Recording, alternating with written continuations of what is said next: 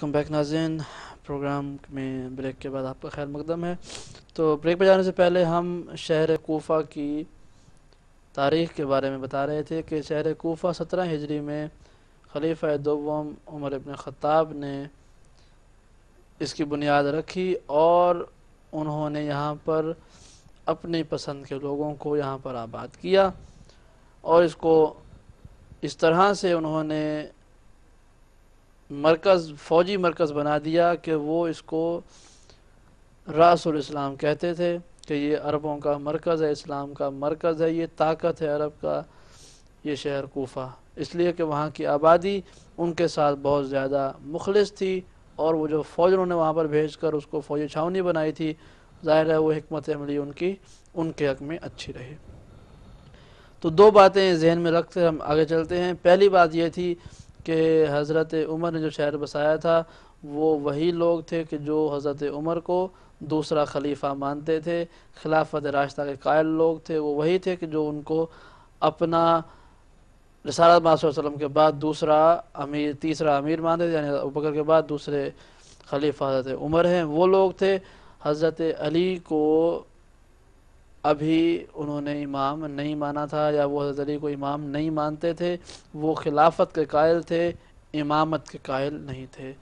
تو ایک بات، دوسری بات یہ ہے کہ جو شہر حضرت عمر نے بسایا تو یقیناً انہوں نے اپنی پسند کے لوگوں کا شہر بسایا ہوگا، حضرت علی کے چاہنے والے، ان کو امام ماننے والے، اور حضرت عمر کو منصب خلافت کے لیے نہ اہل سمجھنے والوں کے لیے تو ہرگز انہوں نے یہ شہر نہیں بسایا تھا۔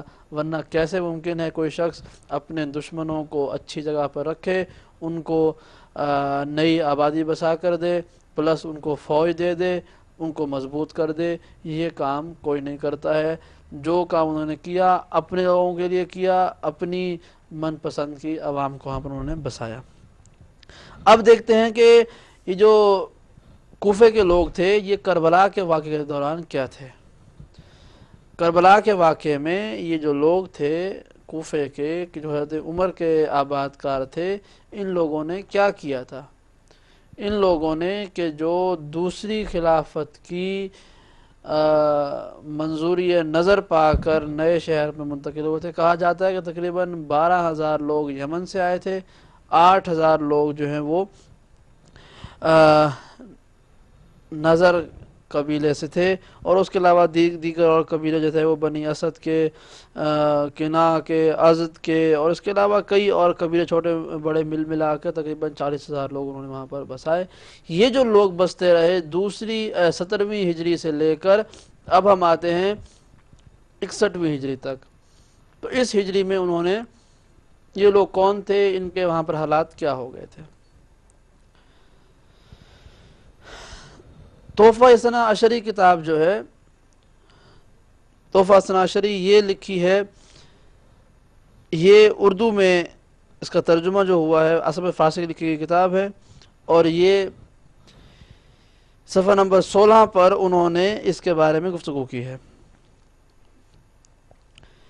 لکھتے ہیں کہ اس زمانے میں، یعنی کربلا کے موقع پر،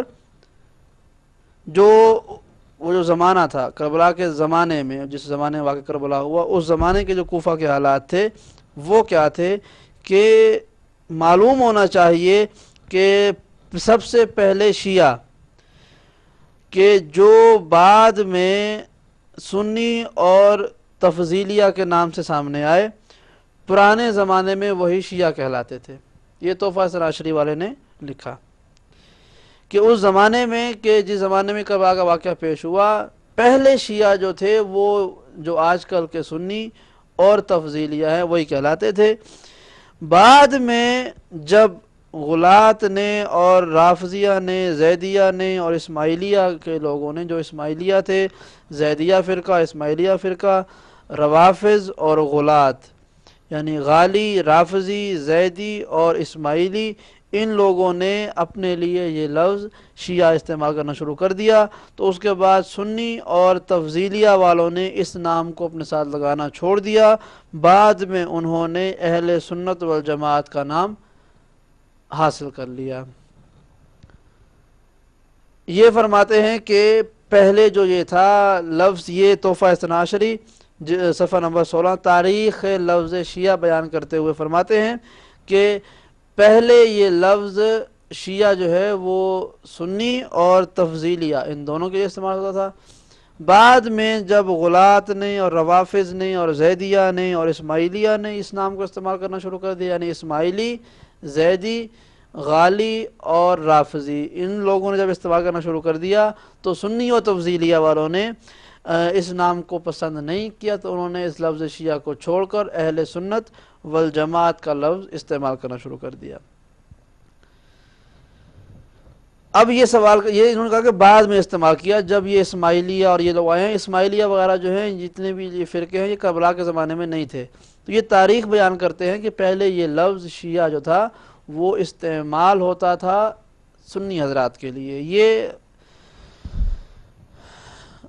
تحفہ اثنا عشرہ کی عبارت ہے. فرماتے ہیں کہ یہ اسماعیلی چونکہ بعد میں آئے ہیں، زیدیہ بعد میں آئے ہیں، یہ لوگ سب غالی اور رافضی یہ بعد میں لوگ آئے ہیں، تو اس سے پہلے جو ہے وہ کربلا کے واقعے سے پہلے یہ لفظ شیعہ سب کے لیے یعنی سنی کے لیے اور تفضیلیہ کے لیے استعمال ہوتا تھا.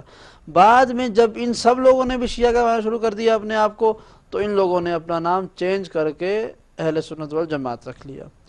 تو اب کربلا کے واقعے کے دوران جب وہ کربلا کا واقعہ ہوتا ہے سن 61 ہجری میں، تو کوفے کے اندر دو طرح کے شیعہ پائے جاتے تھے. چونکہ اس وقت تک سب شیعہ تھے، اس وقت تک ابھی اسماعیلیہ اور یہ زیدیہ اور یہ سب فرقے سامنے نہیں آئے تھے. اس وقت جو ہے وہ صرف شیعہ تھے بقول ان کے، اس وقت سب شیعہ تھے. اور تاریخ بھی یہی بتاتی ہے کہ سب کے سب شیعہ تھے. ایک طرف شیعوں کی اب دو قسمیں تھیں، ایک شیعان علی تھے اور ایک شیعان عثمان تھے. ایک حضرت علی کے ماننے والے، ایک حضرت عثمان کے پیروکار. حضرت علی حضرت عثمان کا فرق جو شروع ہوا تھا وہ بھی اس لیے شروع ہوا تھا کہ جنگ جمل اور جنگ صفین جو ہیں وہ جن بنیادوں پر لڑی گئی تھیں، وہ بنیاد یہ تھی کہ حضرت علی کے لشکر کے جو لوگ ہیں انہوں نے حضرت عثمان کو مارا ہے. لہٰذا جمل اور صفین کا لشکر جو کہ حضرت علی کے مقابلے میں آیا تھا وہ حضرت علی کے ساتھیوں سے جنگ کر کے ان قاتلان عثمان سے بدلہ لے گا. اس لیے ہر جگہ پر ہر زمانے میں یہ دو باتیں پھیل گئیں. کچھ وہ لوگ تھے جو کہتے تھے کہ نہیں، اگر حضرت علی کے لشکر میں قاتلان عثمان ہیں بھی، اگر یہ لوگ ہیں بھی تو بھی ٹھیک ہے. کچھ کہتے تھے کہ نہیں، عثمان حق پر تھے، حضرت علی اور ان کے ساتھی جو ہیں وہ صحیح نہیں ہیں، لہذا جمل اور صفین والے جو ہیں وہ ٹھیک ہیں، لشکر اسلام ٹھیک نہیں تھا. تو یہ دو فرقے تھے اس زمانے میں شیعوں کے، شیعان علی، شیعان عثمان. کیونکہ اس زمانے میں یہ لفظ اہل سنت تھا ہی نہیں. یہ لفظ اہل سنت بعد کے زمانے میں آیا. کچھ لوگ کہتے ہیں کہ عباسی حکومت میں آیا، کچھ کہتے ہیں کہ اس کے بعد آیا ہے. بہرحال جب بھی آیا ہے، کیونکہ اگر ہم یہ تاریخ مانیں تحفہ اثنا عشری کی جو کہ شیعہ کے خلاف لکھی گئی کتاب ہے، تو اس کے مطابق بھی اسماعیلی جو ہیں وہ چھٹے امام، یعنی بنی امیہ کے اختتام میں اور بنی عباس کے آپس میں جب وہ جنگ چلی تھی اس زمانے کی یہ باتیں ہیں. اس زمانے میں یہ سامنے آئے تھے. اس کے بعد جا کر یہ نام چینج ہوا ہے اہل سنت کا. اس سے پہلے سب کے سب شیعہ تھے، اور شیعہ کی دو قسمیں تھیں، شیعان علی، شیعان عثمان. ایک جو تھے حضرت علی کو حق پر مانتے تھے، ایک حضرت عثمان کے ماننے والے تھے. ایک وہ جو خلافت کے قائل تھے، ایک وہ جو امامت کے ماننے والے تھے. حضرت علی نے بھی کوفے کو اپنا مرکز بنایا تھا، یعنی وہ بھی مدینے کو چھوڑ کر کوفے میں آ گئے تھے. کوفے کو انہوں نے کیپٹل بنایا، دارالحکومت بنایا، دارالخلافہ بنایا. وہ خود وہیں پر آ کے تشریف فرما ہوئے. اپنا رہائش گاہ، اپنا گھر انہوں نے کوفے میں بنا لیا تھا. وہ آج بھی نشانی موجود ہے. تو کوفے میں جب امام تشریف لائے اور انہوں نے وہاں مرکز بنا لیا، تو اس کوفے کی فضا میں یاد رہے کہ اس شہر میں انہی آبادی میں وہ 40,000 گھر بھی تھے جو حضرت عمر نے آباد کیے تھے. وہ شیعہ نہیں تھے، وہ حضرت علی کے ماننے والے نہیں تھے، حضرت عمر کے ماننے والے تھے، حضرت عثمان کے ماننے والے تھے. اب وہ 40,000 لوگ بھی وہیں پر رہتے ہیں. حضرت علی کے حق میں جو لوگ آئے تھے، جو ان کے حق میں بات کرنے تھے، جو ان کے حامی تھے، وہ بھی رہتے تھے. وہ 40,000 اور ان کے بعد میں وہاں پر منتقل ہو کر آنے والے لوگ وہ شیعان عثمان کہلائے، انہی میں سے کچھ جو ہیں وہ شیعان علی بن گئے بعد میں۔ یعنی اس وقت دو طرح کے لوگ تھے، ایک شیعان علی، ایک شیعان عثمان، دونوں کے لیے لفظ شیعہ استعمال ہوتا تھا۔ یہ یاد رکھنے کی بات ہے کہ لفظ شیعہ دونوں کے لیے استعمال ہوتا تھا، شیعان علی اور شیعان عثمان۔ شیعان علی وہ ہیں کہ جو امام علی کو حق پر سمجھتے تھے، ان کی اب شیعان علی میں آگے دو قسمیں بنیں گی، لیکن پہلے یہاں پر وہ لوگ کہ جو امام علی کو امام برحق سمجھتے تھے اور قتل عثمان سے بری سمجھتے تھے، وہ شیعان علی تھے۔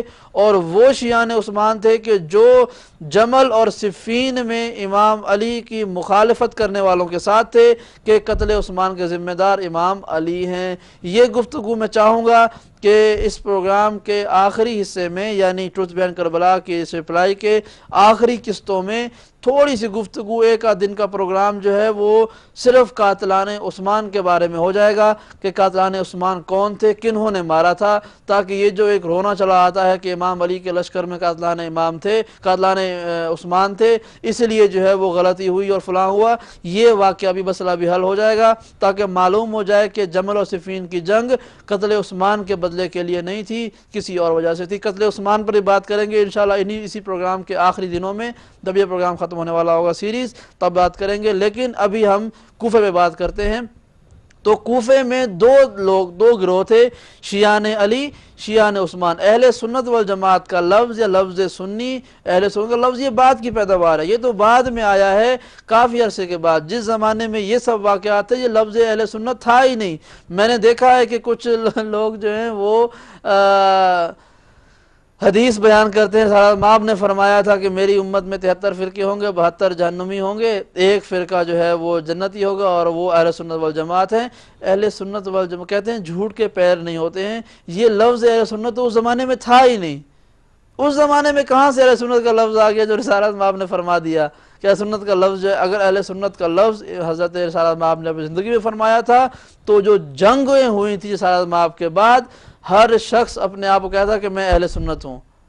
کسی نے یہ نہیں کہا کہ میں اہل سنت ہوں، وہ جس کو اللہ کے رسول نے کہا کہ یہ بخشا جائے گا۔ تو یہ جھوٹ کے پیر نہیں ہوتے ہیں، انہوں نے جھوٹ بول دیا، بس پتہ نہیں کہاں سے بول دیا، لفظ اہل سنت والجماعت کا لفظ جائز کر گیا۔ اس لفظ سے اختلاف نہیں ہے، بعد میں انشاءاللہ معلوم ہوتا ہے کہ اصلی اہل سنت ہیں کون سے، وہ بعد معلوم ہوگا۔ لیکن ابھی لفظ شیعہ پر بحث ہے۔ لفظ شیعہ دو گروہوں کے لیے استعمال ہوتا تھا، ایک شیعان علی اور ایک شیعان عثمان۔ اچھا، شیعان علی وہ ہیں کہ جو حضرت علی، اس بات کو ذہن میں رکھیں، شیعان علی وہ ہیں جو حضرت علی کو قتل عثمان سے بری مانتے تھے۔ وہ کہتے تھے قتل عثمان میں حضرت علی کا ہاتھ نہیں ہے، حضرت عثمان کو مارنے والے حضرت علی کے ساتھی نہیں ہیں۔ یہ جو لوگ تھے وہ حضرت علی کے شیعہ کہلاتے تھے۔ دوسرا گروہ کہ جو حضرت علی کو یا ان کے ساتھیوں کو قتل حضرت عثمان کا ذمہ دار سمجھتا تھا، وہ تھے شیعان عثمان، کہ جنہوں نے جنگ جمل اور صفین میں اور نہروان میں امام علی کے خلاف جنگ کی تھی۔ تو یہ دو گروہ اپنے سامنے رکھے جائیں، یہ دونوں لفظ شیعہ کے حامل تھے، دونوں کو شیعہ کہا جاتا تھا۔ مفتی صاحب کی اتنی ساری باتوں میں سے ایک بات میں بھی مانتا ہوں، ایک بات میں بھی مانتا ہوں کہ انہوں نے چلو کوئی نہ کوئی ایک بات تو صحیح کی، اور وہ صحیح بات یہ تھی کہ امام حسین کو شیعوں نے خط لکھ کے بلایا تھا اور شیعوں نے مارا تھا، یہ بات میں بھی مانتا ہوں۔ لیکن وہ شیعہ کون سے تھے، شیعان علی تھے یا شیعان عثمان تھے، یہ فیصلہ آج ہم کریں گے۔ لیکن آگے بڑھتے ہیں، شیعان علی اور شیعان عثمان کا فرق آپ کے سامنے رہے۔ شیعان علی امام علی کو حق میں مانتے تھے، شیعان عثمان امام علی کو قتل حضرت عثمان کا ذمہ دار مانتے تھے۔ اب آگے چلتے ہیں تو شیعان علی کی بھی دو قسمیں نظر آتی ہیں۔ اب شیعان علی میں دو گروہ بن گئے ہیں۔ مجھے کبھی کبھی مولا کائنات کا وہ قول بڑا یاد آتا ہے، اس کو میں اکثر بیان بھی کر دیا کرتا ہوں، آج میں پھر بیان کر دوں۔ امام علی نے جنگ صفین میں ایک جملہ کہا تھا کہ میرے لشکر کے جب وہ بغاوت ہوئی اور اشعث بن قیس اور یہ لوگ امام علی کے خیمے میں تلواریں نکال کر آ گئے اور امام کو دھمکانے لگے، تو امام نے کہا کہ تم تو میرے لشکر میں آئے تھے. کہا کہ ہاں آئے تھے، لیکن قرآن ان کے پاس ہے. تو امام نے یہ کہا تھا کہ لشکر شام سے کہو کہ میرے 10 آدمی لے لے اور اپنا 1 آدمی مجھے دے دے. یعنی میرے لشکر میں سے 10 کر کے لیتے رہے اور لشکر میں 1 دیتے رہے، ان 10 کے بدلے میں مجھے 1 دے دے. کہا کیوں؟ کہا اس لیے کہ ان کا 1 آدمی جانتا ہے کہ وہ ناحق ہے، یعنی معاویہ جانتا ہے کہ معاویہ ناحق ہے، لیکن چونکہ وہ معاویہ کو اپنا امیر مان چکا ہے لہٰذا وہ اسی ناحق کے ساتھ ہی وفا کرتا رہے گا. اور جو یہ لوگ میرے ساتھ ہیں آج مجھ پر تلوار نکال کے کھڑے ہوئے ہیں، یہ جانتے ہیں کہ میں حق پر ہوں، پھر بھی میرے مقابلے پہ آ کے کھڑے ہو گئے ہیں. کہا کہ مجھے ان کی ضرورت نہیں ہے. وہ جو اپنی وفاداریاں ایک باطل کے ساتھ لگائے ہوئے ہیں اس لیے کہ وہ اس کو اپنا امیر مانتے ہیں، اگر وہ مجھے اپنا امیر مان لیں تو میں ان 10 بے وفاؤں سے زیادہ بہتر پاتا ہوں ان کو. شیعان علی کی اب 2 قسمیں تھیں. یہ بات میں نے کیوں کی، انشاءاللہ پروگرام کے آخر میں آپ کو اس کا جواب دوں گا. امام علی کے شیعہ کی 2 گروہ بن گئے تھے. 2 طرح کے لوگ شیعان علی کہلاتے تھے. ایک وہ گروہ تھا کہ جو امام علی کو چوتھا خلیفہ مانتا تھا. حضرت ابوبکر، حضرت عمر، حضرت عثمان کے بعد حضرت علی چوتھے خلیفہ ہیں اور وہ قتل عثمان کے ذمہ دار نہیں ہیں. یہ ماننے والا گروہ بھی حضرت علی کا شیعہ کہلاتا تھا. جو حضرت علی کو چوتھا خلیفہ مانتے تھے وہ لوگ بھی شیعان علی کہلاتے تھے. اور دوسرے شیعان علی وہ تھے کہ جو حضرت علی کو پہلا امام مانتے تھے. دونوں حضرت علی کی محبت کرنے والے، لیکن دونوں میں فرق یہ تھا کہ ایک اس عقیدے پر امام علی کی محبت میں تھا یا ان کی بات مانتا تھا کہ وہ پچھلے خلفاء کی طرح خلیفہ برحق ہیں. پچھلے خلیفہ بھی اچھے تھے، یہ بھی اچھے ہیں، وہ 3 تھے، یہ 4 ہیں، یہ مل کے حق 4 یار ہیں، ہم اس چوتھے کو ہی مانتے ہیں. تو وہ جو خلیفہ حضرت علی کو چوتھے نمبر کا مانتے تھے لیکن امام علی کو بے گناہ بھی مانتے تھے عثمان کے خون سے، وہ بھی شیعان علی کہلاتے تھے. اور وہ شخص، وہ لوگ کہ جو امام علی کو خلافت کے نمبر پر نہیں تولتے تھے بلکہ وہ پہلا امام مانتے تھے، اور ان کے نزدیک خلفائے پہلے جو 3 جاج گزرے خلفائے ثلاثہ، وہ ان کے نزدیک ظاہر اصل میں وہ امام وقت نہیں تھے، حاکم وقت تھے، امام وقت وہ نہیں تھے. یعنی دونوں طرح کے امام علی کو امام مانتے تھے اور ان کی اطاعت کرتے تھے، وہ بھی شیعان علی کہلاتے تھے. اور وہ کہ جو امام علی کو چوتھا خلیفہ مانتے تھے وہ بھی امام علی کی اطاعت کرتے تھے، وہ بھی شیعان علی کہلاتے تھے. ان میں اور شیعان عثمان میں فرق یہ تھا. ہم ایک لمحے کو وہ شیعہ کے جو حضرت علی کو چوتھا خلیفہ مانتے تھے ان کے بارے میں بات کریں تو چوتھا خلیفہ ماننے والوں میں اور شیعان عثمان میں فرق کیا تھا. وہ بھی حضرت علی کو چوتھا خلیفہ مانتے تھے، وہ بھی چوتھا خلیفہ مانتے تھے، لیکن فرق یہ تھا کہ جو شیعان علی تھے وہ کہتے تھے کہ حضرت علی نے خلیفہ ثالث کو نہیں مارا اور نہ اس کا حکم دیا. یعنی حضرت علی کا ہاتھ قتل عثمان میں نہیں ہے. یہ شیعان علی شیعان عثمان کہتے تھے کہ نہیں، چوتھی خلافت تو ہے علی کی لیکن قتل عثمان کے ذمہ دار بھی علی ہیں. ایک وہ گروہ ہے کہ ہیں سب کے سب ایک ہی، سب کے سب خلافت کے ماننے والے، سب ایک دوسرے کے بھائی ہیں. ان بھائیوں میں سے ایک گروہ کھڑا ہوا، اس نے کہا حضرت علی نے عثمان کو نہیں مارا، اور انہوں نے کہا کہ نہیں، حضرت علی نے عثمان کو مارا. اب یہ حضرت علی کو قتل عثمان کا ذمہ دار ماننے یا نہ ماننے کی وجہ سے 2 گروہ بن گئے. جنہوں نے حضرت علی کو قاتل نہیں مانا وہ امام علی کے ساتھ مل گئے آ کے، اور جو دوسرے تھے جو امام علی کو قاتل عثمان مانتے تھے یا اس کا ذمہ دار مانتے تھے وہ شیعان عثمان بن گئے. اب یہ شیعان علی کے 2 گروہ بھی آپ کے سامنے آ گئے. امامت والا گروہ بھی امام علی کو مانتا تھا اور چوتھی خلافت دینے والا گروہ بھی امام علی کا شیعہ کہلاتا تھا.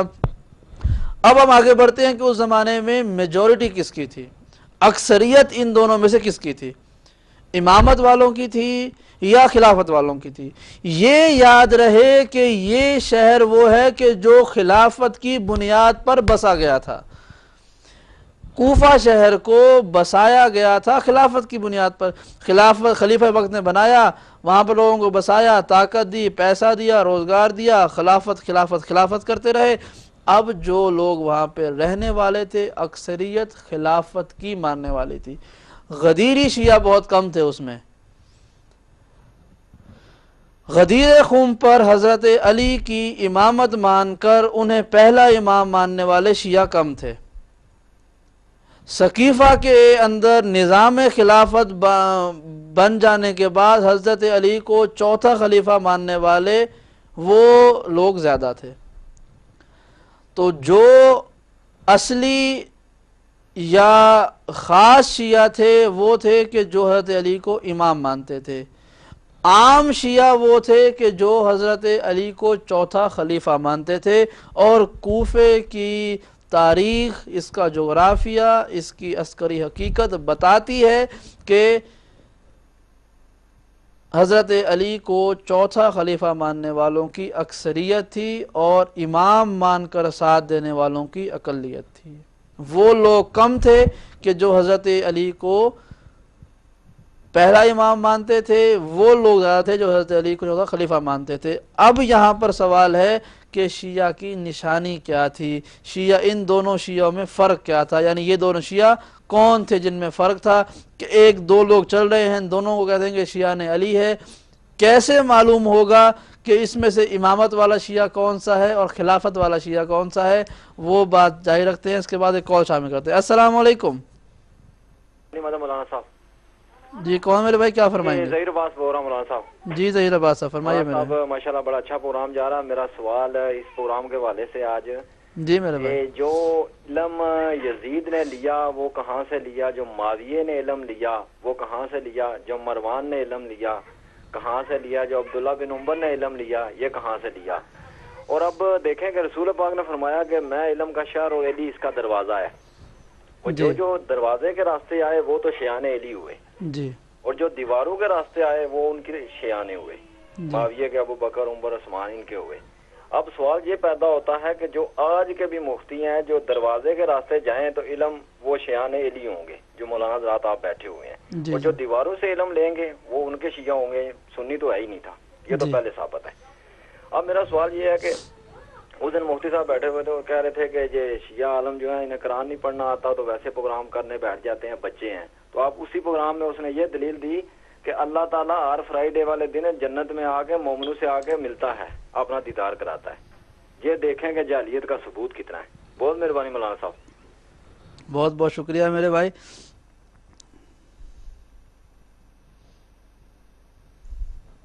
بہت بہت شکریہ آپ کو ظہیر عباس صاحب۔ یہ بڑا پرانا الزام ہے کہ شیعہ کو قرآن پڑھنا نہیں آتا۔ میں کہتا ہوں چلیں شیعہ کو قرآن پڑھنا نہیں آتا، ہمیں قرآن پڑھنا نہیں آتا، انہیں قرآن سمجھنا نہیں آتا، بس یہی فرق ہے۔ ہم پڑھ لیتے ہیں بڑی مشکل سے لیکن سمجھ بڑی آسانی سے لیتے ہیں، وہ لوگ پڑھ بڑی آسانی سے لیتے ہیں لیکن ان کو سمجھ نہیں آتا ہے۔ نیکسٹ کال شامل کرتے ہیں۔ السلام علیکم۔ جی وعلیکم السلام۔ آپ سے کل پوچھنے والی تھی مگر وقت ختم ہو گیا تھا۔ پہلی بات تو یہ جو آپ نے فرمایا تھا کہ حنبلی حنفی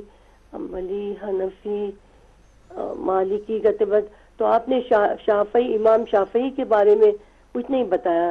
تو کیا امام شافعی کے دل میں سافٹ کارنر تھا اہل بیت علیہ السلام کا؟ پہلی بات تو یہ مجھے اس کے بارے میں نہیں معلوم ہے۔ دوسری بات یہ تھی کہ وہ جو آپ نے فرمایا تھا پرسوں کہ یزید مرد آباد کا جو تھا جی، وہ موومنٹ جب آپ نے شروع کیا تھا کمپین، جی تو جی اس وقت معلوم نہیں کیا تھا کہ میں نہیں دیکھ سکی تھی، جی اس کے بارے میں نہیں اچھی طرح معلوم، ہو سکتا بہت سے لوگوں کو بھی نہ معلوم ہو۔ جی، تو یہ تو بہت بڑا آپ نے کارنامہ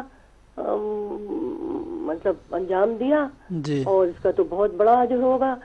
یہ بات میری اس سلسلے میں نہیں آئی، اگر اسی وقت بتا دیں تو ہو سکتا بہت سے لوگوں کی سمجھ میں نہ آئے کہ یہاں کے قانون کے مطابق، یعنی کیا آپ کا کوئی مقدمہ چلا، یہ تو مجھے معلوم ہے، کیا یہاں کے قانون کے مطابق یہ کنفرم ہو گیا ہے کہ یعنی مرداباد کہنا بلاسفمی نہیں ہے, دیٹ سارٹ آف تھنگ نہیں ہے, یہ میری کلیئر نہیں ہوا, اور بہت سے لوگوں کے دماغ میں بھی کلیئر نہیں ہوا کہ یہ معاملہ پورا کیا تھا. لیکن ایک بات بہت قابل تعریف ہے, اور ریئلی اللہ ہی اس کو اجر دے گا اور معصومین دیں گے آپ کو, کہ آپ نے یہ کارنامہ جو کیا ہے کہ یہاں کی اگر اس میں آ گیا ہے, یعنی یہاں کی لاء میں آ گیا ہے, بلاسفمی کی لاء میں, تو یہ تو بہت بڑا آپ کا کارنامہ ہے. اس کو تو آپ سب کو مبارکباد دینا چاہیے آپ کو. تو آپ ذرا پھر آج ذرا روشنی ڈال دیں پلیز. انشاءاللہ. اللہ خیر انشاءاللہ. جی جی جی ٹھیک ہے, بہت بہت شکریہ آپ کا. میں ان دونوں پر گفتگو کرتا ہوں, آپ کا بہت بہت شکریہ. تو یزید مرداباد کی جو تاریخ ہے, یزید مرداباد کی بڑی دلچسپ بات ہے. مجھے حیرت ہے کہ آپ کو ابھی تک نہیں معلوم ہوا ہے, ورنہ یہ تو 1 سال پرانی بات ہے. لیکن انشاءاللہ میں آپ کو بتاتا بھی ہوں, بلکہ وہ پورے ڈاکومنٹس انشاءاللہ میں سوچا کچھ ہی دنوں میں انشاءاللہ اس کو ہم اپنی ویب سائٹ پر لانچ کر دیں گے, اس کی ساری رپورٹ, یہ پورا واقعہ, تاکہ آپ کی معلومات میں بھی, اور بہت سارے وہ لوگ جن کو معلومات نہیں ہیں انشاءاللہ بتا دیں گے. نیکسٹ کال شامل کرتے ہیں. السلام علیکم. وعلیکم السلام. حضرت مولانا غدیری صاحب قبلہ, مقصود حسین سید بول رہا ہوں واٹ فورڈ سے. جی مقصود حسین سید. ہم آپ کو اپنے مسائل میں الجھاتے ہی جا رہے ہیں. دراصل آپ جو کام کر رہے ہیں اس میں اور سے اور سوال زیادہ سے زیادہ پیدا ہو جاتے ہیں. لیکن یہ میرا چھوٹا سوال ہے کہ حضرت حجر بن عدی کو بصرہ شام کے مقام پر دمشق سے 60 کلومیٹر پر کس نے شہید کرایا تھا, اور دیگر حضرات کو حضرت علی علیہ السلام پر سب و شتم کرنے کے بعد رہا کر دیا تھا؟ جی. دوسرا سوال یہ ہے کہ ایک ٹی وی پر کچھ پیر حضرات دعویٰ کرتے ہیں کہ ہم باطل قوتوں کا مقابلہ کر رہے ہیں, باطل, اور وہ یزید کے حامی ہیں اور اہل بیت علیہ السلام سے بغض رکھتے ہیں. کیا یہ ذاتی رشتہ داری ہے یا بغض اہل بیت ہے؟ صحیح ہے. میرا تیسرا سوال یہ ہے کہ کیا یہ توہین رسالت نہیں ہے کہ ہم حضور کو اپنے جیسا مانتے ہیں؟ وہ مر گئے ہیں تو مٹی ہو گئے ہیں, اور اس کے علاوہ ہم کیا اور نہیں کہتے ہیں. آج ناموس رسالت کے نام پر ایک سیاسی شخصیت کا قتل ہوا ہے, شاید یہ آپ کے موضوع سے بالکل ہی آپ کے مطابق ہے. تو کیا یہ نہیں ہے قرآن کا کہنا کہ من قتل نفسا متعمدن فجزاؤ جہنم, خواہ وہ کوئی غیر مسلم ہی کیوں نہ ہو, تا وقت کے جنگ ڈکلیئر نہ کر دی گئی ہو. تو کیا حضور اس عمل سے خوش ہوئے ہوں گے؟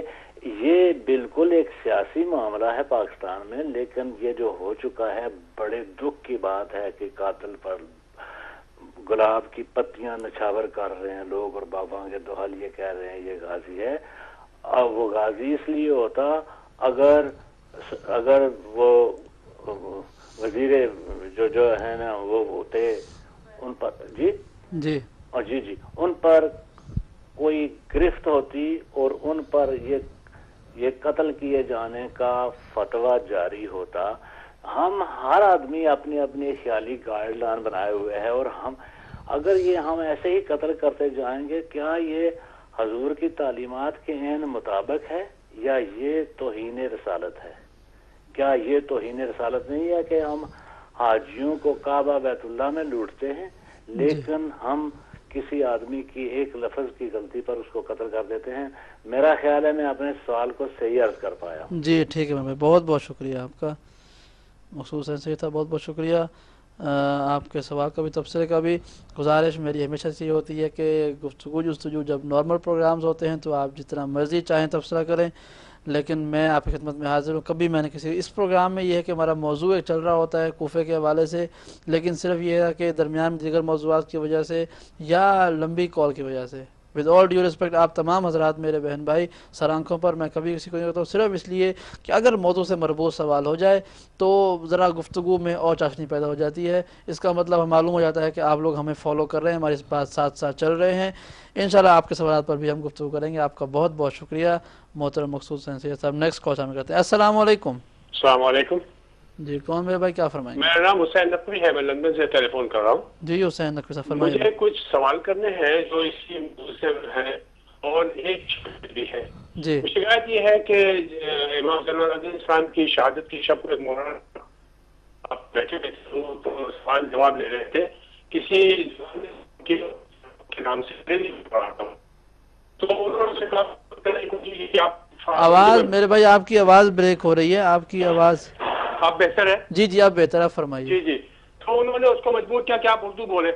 اس نے کہا کہ مجھے اردو سمجھ میں نہیں آتی، میرے بچے بھی یہاں بڑے ہوئے ہیں، اردو نہیں سمجھ سکتے لیکن سمجھ لیتے لیکن بول نہیں سکتے. جی جی. تو پھر انہوں نے اس کے بعد اس سے کہا کہ آپ یہ بن بن کے منہ نہ کیا کریں فون، آپ اسی عمر کی طرح ہیں کہ ان کے بھی وہ کنفیوز ہے، آپ بھی کنفیوز رکھتے ہیں. تو اس کے بعد ان کا اگر آپ کو اردو نہیں آتی تو آپ فون مت کیا کریں. ایسی بات میرے خیال میں مناسب نہیں ہے.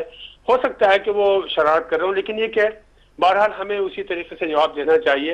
اور اگر آپ یہاں چینل کھولا ہے تو پھر انگریزی بھی آپ کو آنی چاہیے، اس لیے کہ ہندوستان ہے. میں سمجھتا ہوں کہ وہ بات مناسب نہیں تھی. ہو سکتا ہے مولوی صاحب کو، پھر وہ سوال بھی نہیں سمجھے اس بیچارے کا. اس نے یہ پوچھا تھا کہ سنی حضرات کیوں معاویہ کی طرفداری کرتے ہیں جبکہ وہ غلطی پر تھا. وہ بیچارہ یہ کہہ رہا تھا لیکن بہرحال انہوں نے اس کو کاٹ دیا. میرا سوال جو ہے اصل میں وہ یہ ہے کہ کہا جاتا ہے کہ معاویہ جو تھے وہ صحابی تھے اور کاتب وحی تھے. جی. ابھی 2 دن پہلے پرسوں نرسوں میں نے پروگرام میں سنا تھا، ایک عالم سنی اور عالم شیعہ دونوں نے یہ کہا کہ جب ابو سفیان اسلام قبول کے بعد ہندا کی باری آئی تو اس نے حضرت سے نے جب سے سوال کیا بیعت کی شرائط کیا تھی تو اس میں ایک جو تھی وہ تھی باہر ایک شرط یہ بھی تھی کہ چوری نہیں کرے گی، چوری نہیں کرنی چاہیے. تو اس نے یہ کہا ہندا نے کہ ابو سفیان جو ہے وہ بخیل آدمی ہے، مجھے معاویہ کے دودھ کے لیے پیسے چوری کرنے پڑتے ہیں. اور یہ جو مولانا امین مدنی محمد امین مدنی انہوں نے بھی یہ کہا اور جناب عباس عابدی صاحب نے بھی یہ فرمایا. میں اس سے سمجھ گیا کہ معاویہ دودھ پیتا بچہ تھا اس وقت جس وقت کہ ہجرت کی حضرت نے. ظاہر ہے کہ ہجرت کرنے کے بعد جب انہوں نے فتح مکہ کے بعد کا واقعہ ہے یہ، کیونکہ ابو سفیان نے قبول نہیں کیا تھا، گھر میں تھا وہ جب آپ آئے ہیں آپ نے فتح مکہ کیا. تو اگر معاویہ کی عمر اس وقت وہ دودھ پیتا بچہ تھا تو وہ کاتب وہی کہاں سے ہو گیا اور وہ صحابی کہاں سے ہو گیا؟ اچھا ٹھیک ہے. یہ صحابی ہونا ٹھیک ہے، صحابی تھے لیکن صحابی سورہ المنافقون کیا صحابیوں پہ نہیں اتری تھی؟ جی صحیح ہے. ٹھیک ہے، بہت بہت شکریہ میرے بھائی. آپ کی آواز میں مسلسل ڈسٹربنس تھی لیکن میں آپ کی بات سمجھ گیا ہوں. آپ کے سوال بھی کہ معاویہ کی عمر فتح مکہ کے موقع پر کیا تھی اور اس کے بعد جو ہے وہ کسی کا آپ نے حوالہ بھی دیا کہ انہوں نے جو ہے وہ کوئی معاویہ کے دودھ پینے کی بات کی ہے. بہرحال مجھے نہیں پتا کہ آپ کس کی طرف اشارہ کر رہے ہیں. بہرحال یہ ہے کہ آپ کی گفتگو اور جو شکایت آپ نے کی انشاءاللہ اس پر بات کریں گے. نیکسٹ کال شامل کرتے ہیں. السلام علیکم. جی السلام علیکم. یا علی مدد. جی یا علی مدد. جی میرا جو سوال ہے وہ آج کے موضوع سے ہی متعلق ہے. جی جی. تاریخ تبریز صفحہ نمبر 245 پہ ہے جی کہ جب حضرت مسلم بن عقیل علیہ السلام کو شہید کر دیا گیا اور ان کے جو ساتھی ہانی بن اروا تھے انہیں قید کیا گیا اور جب قید کر کے ابن زیاد کے سامنے عبید اللہ ابن زیاد کے سامنے لایا گیا تو عبید اللہ ابن زیاد نے بڑے فخر سے یہ کہا کہ اے ہانی کیا تم نہیں جانتے کہ ہمارے باپ زیاد جب یہاں کوفے کا حکم بن کے آیا تھا تو اس نے یہاں ایک بھی حالش یعنی علی علیہ السلام کو زندہ نہیں چھوڑا سوائے تمہارے باپ اور حجر کے. تو اس سے یہ پتا چلتا ہے کہ جو حضرت علی علیہ السلام کے کو اول پہلا امام ماننے والے شیعہ تھے ان کو معاویہ کے دور میں کوفہ میں بے دردی سے قتل کروایا گیا اور زیادہ تر جو شیعہ تھے وہ قتل کروا دیے گئے تھے. تو باقی جو شیعہ بچے تھے وہ کون سے شیعہ تھے یہ اصل میں تحقیق کرنے کی بات ہے. جی ٹھیک ہے میں بہت بہت شکریہ آپ کا. ناظرین پروگرام کا وقت چونکہ اپنے شام کی طرف بڑھ رہا ہے لہذا ہم یہیں پر ہی کال کا سلسلہ روکتے ہیں. بس ایک آخری کال شامل کریں گے اس کے بعد اور اس کے بعد جو ہے وہ ان کے سوالات ان کے جوابات بھی اور اپنے موضوع کو ہم ایک منطقی اختتام تک پہنچائیں گے کہ ہمارے آج کی گفتگو کا خلاصہ اور اس کا ایک پوائنٹ لاسٹ کال شامل کرتے ہیں. السلام علیکم. وعلیکم السلام. میں اکرام رضوی بول رہا ہوں یہاں لوٹن سے. جی اکرام رضوی صاحب فرمائیے. ہلو. میں نے آپ سے وعدہ کیا تھا کہ میں آپ کا ممبر بن جاؤں گا. جی جی. تو میں اس سلسلے میں بات کر رہا ہوں. وہ یہ کہ اللہ تعالیٰ کا حکم ہے کہ تم سچوں کے ساتھ ہو جاؤ. جی ٹھیک ہے. آپ وہ سچے تو نہیں ہیں کہ جو اللہ نے جن کو سچا کہا ہے. جی وہ سچے تو وہی ہیں کہ جو نبی ہیں اور امام ہیں. مگر آپ جو کام کر رہے ہیں وہ جو جن سچوں کے اوپر جو ہے جھوٹے الزام لگائے گئے ہیں، آپ ان کے الزام کو جو ان کو سچ ثابت کر رہے ہیں اور ان کی حقانیت کو آپ بیان کر رہے ہیں۔ اس لیے میں آپ کا جو ہے ساتھی ہوں، آپ کا حمایتی ہوں، اور میں آپ کا ممبر ہوں۔ آپ کو جو ہے جو یہ کام آپ کر رہے ہیں، اصل میں وہ جو یہی ہے کہ جو مظلوم تھے اور جو جن کے اوپر جھوٹے الزام لگائے گئے، ان کی طرفداری، ان کی وکالت جو آپ کر رہے ہیں، یہ بہت بڑا کام ہے۔ اللہ تعالیٰ آپ کو اس کے اجر دے، اور یہی ہے سچوں کی حمایت کرنا، سچوں کے ساتھ چلنا جو ہے وہ یہی ہے۔ ٹھیک ہے میرے بھائی، بہت بہت شکریہ آپ کا۔ اکرام رضوی صاحب ناظرین مزید کو ہم شامل نہیں کریں گے۔ اکرام رضوی صاحب آپ کا بہت بہت شکریہ ان تاثرات کا بھی، اور ان حوصلہ افزائی کرنے والی باتوں کا بھی آپ کا بہت بہت شکریہ۔ تو ناظرین ہماری بات چل رہی تھی شیعان علی اور شیعان عثمان کے حوالے سے۔ شیعان علی وہ تھے کہ جو حضرت علی کو امام برحق مانتے تھے، حضرت عثمان کے بعد انہوں نے امام حضرت علی کو چوتھا مانا یا پہلا مانتے تھے وہ رسالت مآب کے بعد۔ دونوں لوگ حضرت علی کے شیعہ تھے، اور عثمان والے وہ تھے کہ جو یعنی شیعان عثمان وہ تھے جو حضرت علی کی خلافت پر ایمان نہیں لائے تھے۔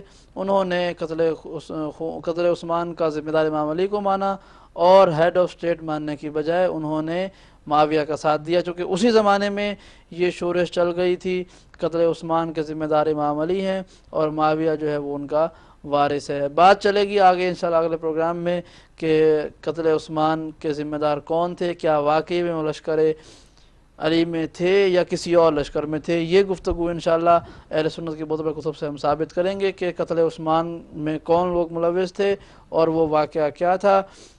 تاریخی حقائق انشاءاللہ روشنی میں بیان کریں گے۔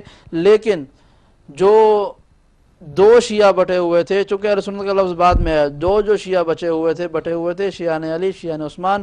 شیعان علی امام علی کے ساتھی، شیعان عثمان معاویہ کے ساتھی۔ شیعان علی امام علی کا استحقاق سمجھتے تھے، ان کو امام برحق مانتے تھے، ان کا حق سمجھتے تھے، خلافت پر بھی امامت پر بھی۔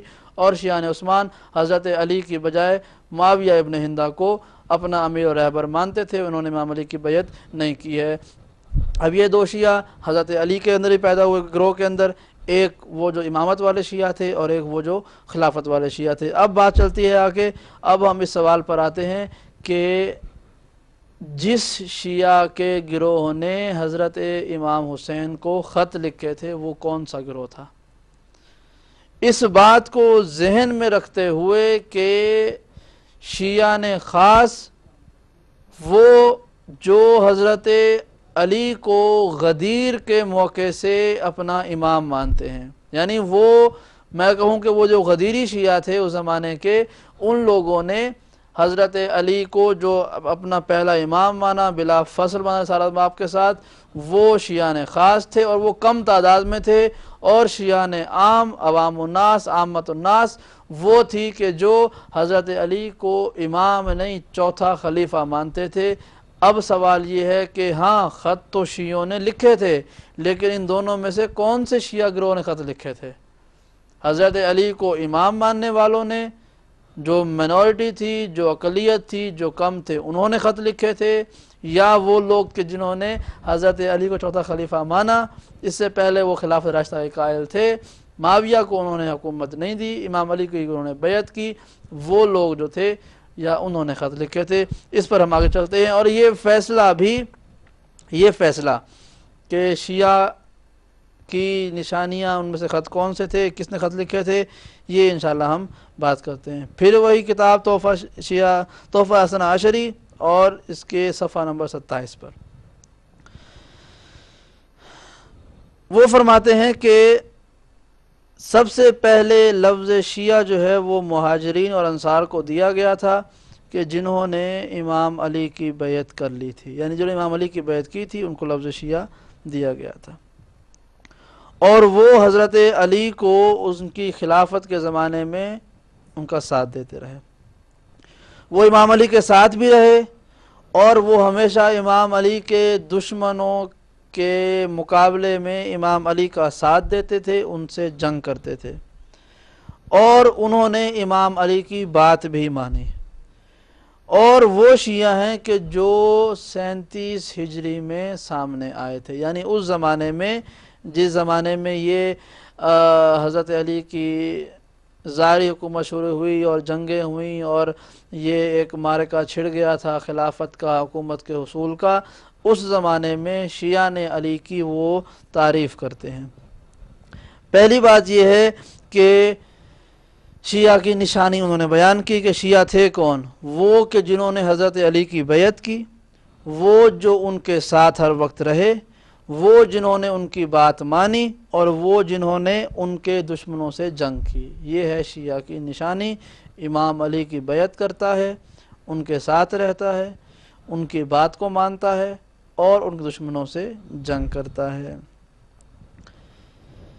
اب میں یہ سوال کرتا ہوں کہ شیعہ کی نشانی یہ ہے کہ امام علی کی بیعت کرتا ہے، امام علی کو وہ حق پر مانتا ہے، امام علی کا ساتھ دیتا ہے، ان کی بات سنتا ہے اور ان دشمنوں سے جنگ کرتا ہے۔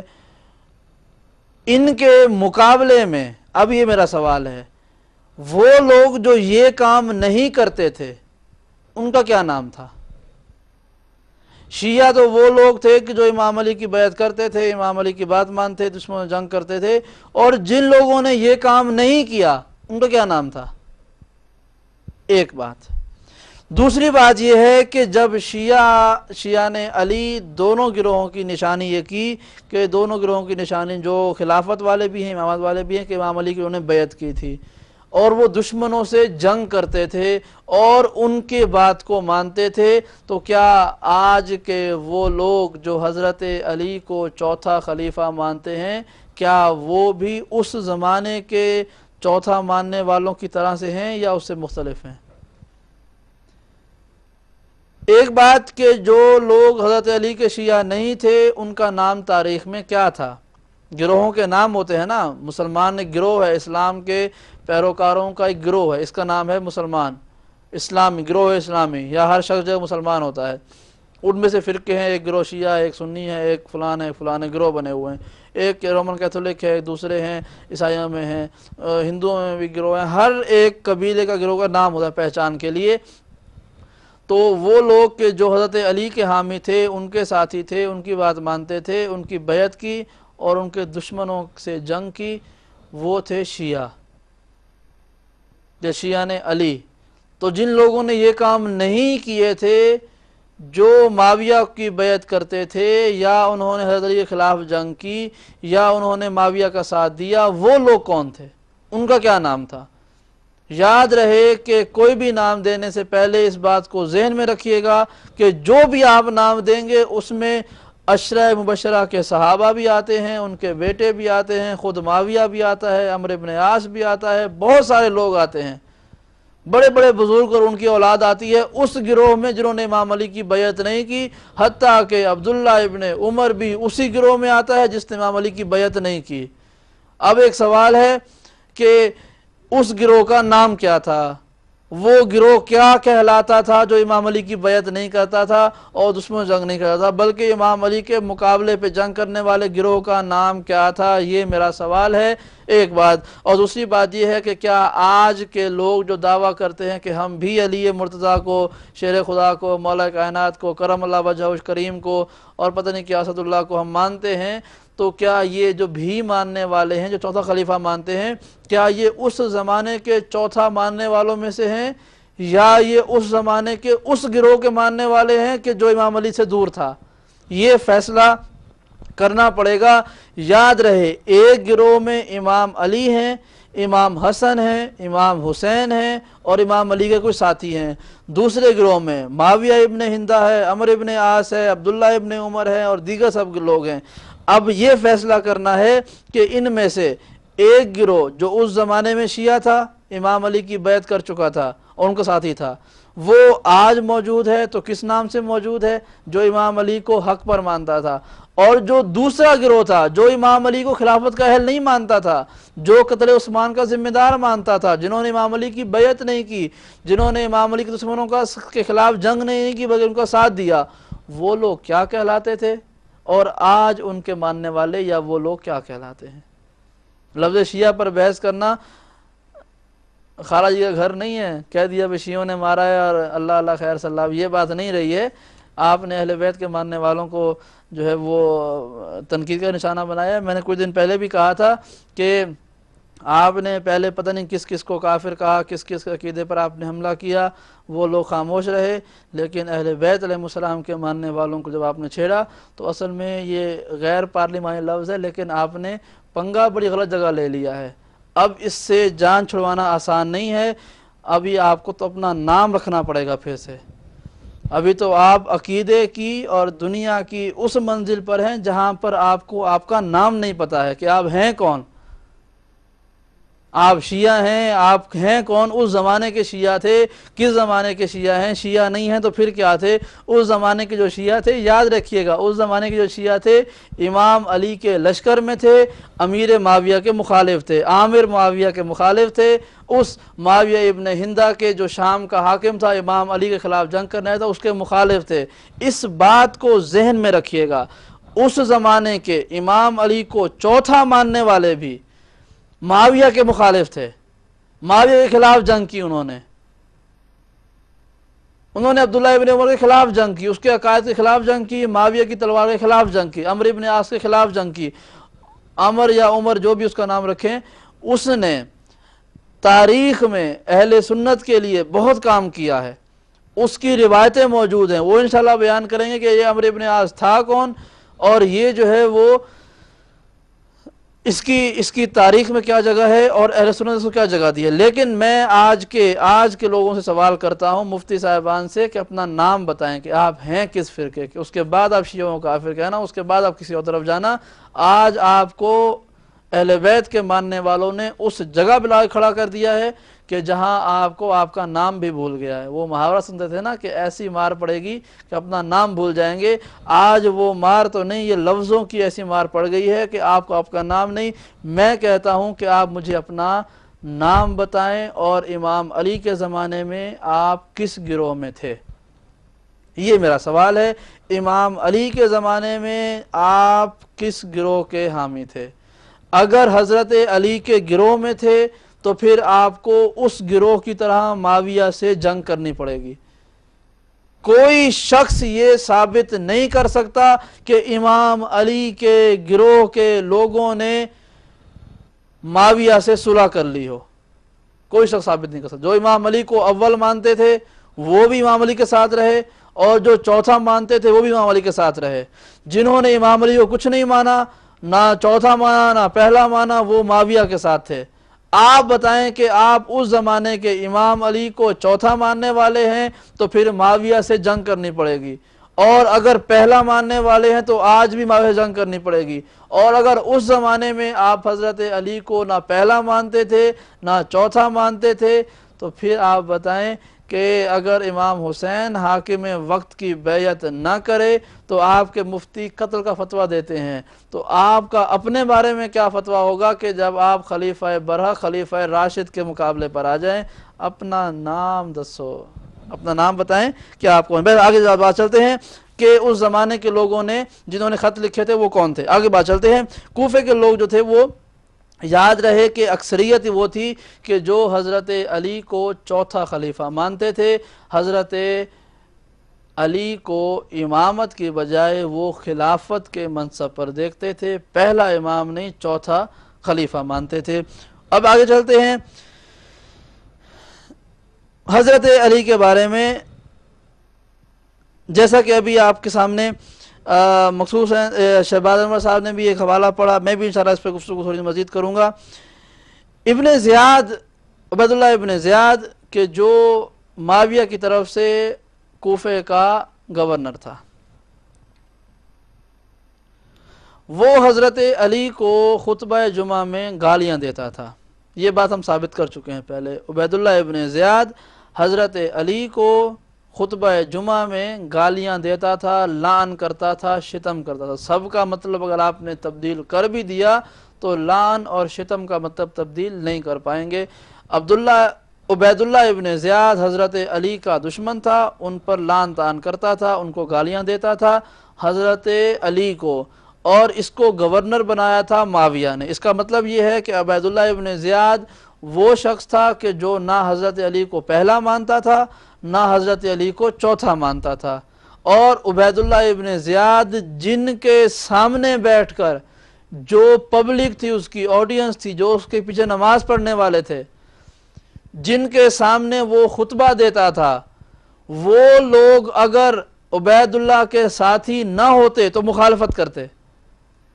وہ خطبہ جمعہ میں ایک دفعہ نہیں، مسلسل امام علی کو ہر ہفتے وہ گالیاں دیتا اور لوگ اس کے پیچھے نماز بھی پڑھتے تھے اور اس کی اطاعت بھی کرتے تھے. اس کا مطلب یہ ہے کہ وہ عبید اللہ ابن زیاد کے مذہب پر تھے. اب سوال، اب یہاں پر ایک جملہ دیتے ہیں، ایک نقطہ، اہم نقطہ، کہ وہ لوگ جو عبید اللہ ابن زیاد کے سامنے بیٹھتے تھے، جب عبید اللہ مولا علی کو گالیاں دیتا تھا تو وہ لوگ چپ رہتے تھے. اس کا مطلب یہ ہے کہ ان کی خاموشی بتاتی ہے کہ عبید اللہ ٹھیک کر رہا ہے. اور اس زمانے میں جو حضرت علی کو پہلا مانتے تھے یا چوتھا مانتے تھے، انہوں نے مخالفت کی ہے عبید اللہ ابن زیاد کی. انہوں نے کہا کہ یہ کام غلط ہے. حضرت علی کو پہلا ماننے والوں میں سب سے بڑی مثال جو ہے وہ حجر ابن عدی کی ہے. انہوں نے اس کو، یعنی عبید اللہ ابن زیاد کو بار بار منع کیا کہ یہ کام غلط کرتے ہو. اس کے پیچھے نماز بھی نہیں پڑھتے تھے، چونکہ فاسق و فاجر کے پیچھے نماز نہیں ہوتی ہے. ان کے برعکس کوفے کے بہت سارے لوگ عبید اللہ کے پیچھے نماز پڑھتے تھے. اس کا مطلب یہ ہے کہ وہ عبید اللہ کو فاسق و فاجر نہیں مانتے تھے. امام علی کو منبر پر گالیاں دینا، لعنتیں بھیجنا نعوذ باللہ، ان کوفے والوں کے نزدیک فسق و فجور نہیں تھا، گناہ نہیں تھا. اسی لیے وہ پہلے خطبہ جمعہ سنتے تھے، امام علی کو گالیاں سنتے تھے اور اس کے بعد اسی کے پیچھے نماز پڑھتے تھے. اس کا مطلب یہ ہے کہ وہ عبید اللہ ابن زیاد کے ہم مذہب تھے، اس کے مذہب کے لوگ تھے، اس لیے وہ اس کی بات کرتے تھے، اس کی اقتداء میں نماز پڑھتے تھے. اور جو لوگ اس کی مخالفت کرتے تھے وہ تھے حجر ابن عدی جیسے لوگ. انہوں نے مخالفت کی، انہوں نے اس کی بات نہیں مانی، اس کو منع کیا کہ تم یہ غلط کرتے ہو. اب ایک سوال ہے، جواب ممکن ہے کہ یہ دیا جائے گا کہ وہ جو لوگ بیٹھے ہوئے تھے، جو عبید اللہ ابن زیاد کو گالیاں دیتا وہ سنتے تھے، لیکن وہ اپنی جان بچانے کے لیے خاموش رہتے تھے. جبکہ حجر ابن عدی نے جو ہے وہ غلطی کی، انہوں نے خاموش نہیں رہے، اس لیے ان کو مروا دیا گیا. تو میں یہاں پر پھر ایک سوال کرتا ہوں کہ اگر ابن زیاد امام علی کو گالیاں دے اور پبلک بیٹھ کے سنتی رہے، عوام سنتی رہے اور خاموش رہے، اور آپ ان کے دفاع میں کہتے ہیں کہ وہ جان بچانے کی وجہ سے، گورنر چونکہ تھا، تلوار اس کے پاس تھی، اس لیے وہ چپ رہتے تھے، حالانکہ وہ دل سے پسند نہیں کرتے تھے، تو پھر یہ آپ کے مذہب میں کب سے جائز ہو گیا؟ آپ کے یہاں تقیہ حرام ہے؟ آپ کے مذہب میں تقیہ جو ہے وہ شیعہ اس لیے کافر ہیں کہ یہ تقیہ کرتے ہیں. تقیہ یعنی منافقت، دل میں کچھ اور زبان پر کچھ اور، اس لیے آپ کہتے ہیں کہ شیعہ مسلمان نہیں ہیں، جھوٹ بولتے ہیں، تقیہ کرتے ہیں. یہ کوفے والے کیا کر رہے تھے وہاں بیٹھے ہوئے؟ ممبر پر ایک ملعون ابن ملعون بیٹھا ہوا گالیاں دے رہا ہے امام علی کو، اور لوگ بیٹھے ہوئے پڑھو لا الہ الا اللہ کر رہے تھے. تو وہ لوگ کیا کرتے تھے اس وقت؟ یا وہ عبید اللہ کے ساتھی تھے، اس کی بات مانتے تھے، اور یا پھر وہ تقیہ کر رہے تھے. اگر اس کے ساتھ نہیں مانتے تھے بات تو پھر تقیہ کر رہے تھے.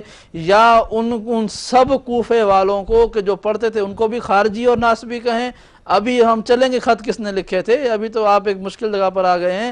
ابھی ہم دیکھتے ہیں کہ امام حسین کو خط لکھنے والے کون تھے.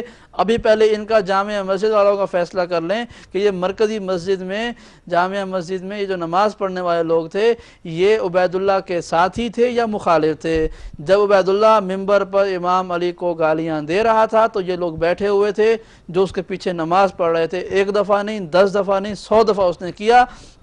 تو یہ جو گالیاں سن رہے تھے یہ کیا تھے؟ عبید اللہ کے ساتھی تھے. تو پھر بتائیے خط کس نے لکھے تھے؟ اور اگر یہ عبید اللہ کے ساتھی نہیں تھے تو پھر یہ کیا کر رہے تھے؟ منافقت نہیں کر رہے تھے، تقیہ نہیں کر رہے تھے. عبداللہ ابن عمر یزید کی بیعت کر لے اس لیے کہ فتنہ نہ ہو جائے، وہ رضی اللہ ہے. آج کے شیعہ حضرات اگر عقیدہ رکھ لیں صرف کہ جان بچانے کے لیے، فتنے کو روکنے کے لیے اپنا عقیدہ چھپا دینا جائز ہے، تو مفتی صاحب کہتے ہیں شیعہ جھوٹ بولتے ہیں، تقیہ کرنا حرام ہے. اب میں کہتا ہوں کہ وہ لوگ کہ جو امام حسین کے گلے کو کاٹتے تھے نعرہ تکبیر بلند کر کے، اب ان کی آوازیں کہاں چلی گئی ہیں؟